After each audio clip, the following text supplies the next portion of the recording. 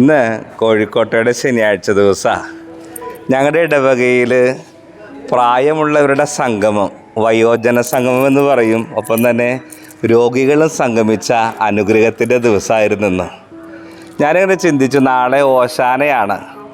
നമ്മുടെ ഇടവക ദേവാലയങ്ങളിലൊക്കെ നമുക്ക് കുരുത്തോലൊക്കെ വെഞ്ചരിച്ച് കുരുത്തോല പ്രദക്ഷിണമൊക്കെ നമ്മൾ നടത്തുന്ന ഓർമ്മകൾ നമുക്കുണ്ട്.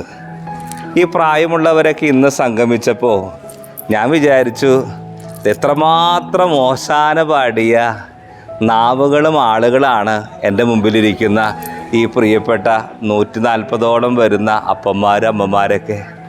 പ്രായമുണ്ട്, രോഗമുണ്ട്, എങ്കിലും അവരുടെ നാവിൻ തുമ്പിൽ ഓശാന എന്ന വാക്ക് മറന്നിട്ടില്ല. കർത്താവേ, ഞങ്ങളെ രക്ഷിക്കണമേ.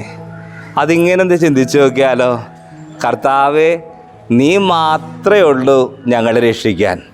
എനിക്ക് തോന്നുന്നില്ല അന്ന് ഓശാനയുടെ ദിവസമൊക്കെ ഈശോയുടെ മുമ്പിൽ മരച്ചില്ലകളായിട്ടും വസ്ത്രങ്ങളൊക്കെ ഊരി ഈശോയെ സ്വീകരിച്ച ആളുകളൊക്കെ ബൈഹാർട്ട് ചെയ്ത് വന്ന് പഠിച്ച വാചകമൊന്നായിരിക്കില്ല.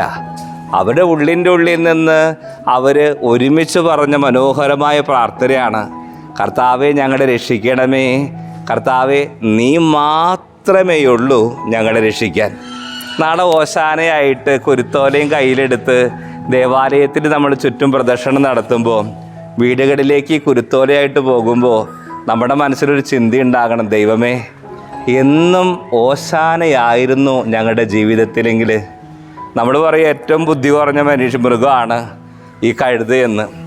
ഈ കഴുതയുടെ ജീവിതത്തിൽ ഏറ്റവും കൂടുതൽ കേട്ട ഒരു വാചകമായിരിക്കും, കർത്താവേ ഞങ്ങളെ രക്ഷിക്കണമേ, കർത്താവേ നീ മാത്രമേ ഉള്ളൂ ഞങ്ങളെ രക്ഷിക്കാൻ. ഈ കഴുത വീട്ടിൽ പോയിട്ട് ചിലപ്പോൾ പറഞ്ഞിട്ടുണ്ടാവും, ദൈവമേ, ഞാൻ ജീവിതത്തിൽ ഇതുവരെ കേട്ട അനുഗ്രഹത്തിൻ്റെ അനുഭവത്തിൻ്റെ വാക്കാ, നീ മാത്രമുള്ള രക്ഷിക്കാൻ.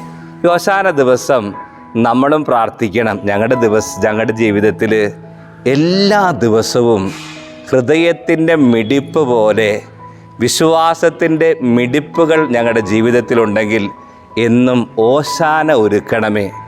ദൈവിക സാന്നിധ്യമുള്ള, ദൈവസ്മരണയുള്ള ഈ വാക്കിനെ ഹൃദയത്തോട് ചേർത്ത് പിടിക്കാൻ, കുടുംബത്തോട് ചേർത്ത് പിടിക്കാൻ, കർത്താവേ ഞങ്ങളെ രക്ഷിക്കണമേ, നീ മാത്രമുള്ളൂ ഞങ്ങളെ രക്ഷിക്കാൻ. ഓശാന നമ്മുടെ കുടുംബങ്ങളെ ദൈവത്തിൻ്റെ കരവേലകൾ കൊണ്ട് രക്ഷിക്കട്ടെ. ദൈവം മാത്രം നമ്മളെ സംരക്ഷിക്കട്ടെ. ദൈവം സമൃദ്ധമായി നമ്മളെ അനുഗ്രഹിക്കട്ടെ.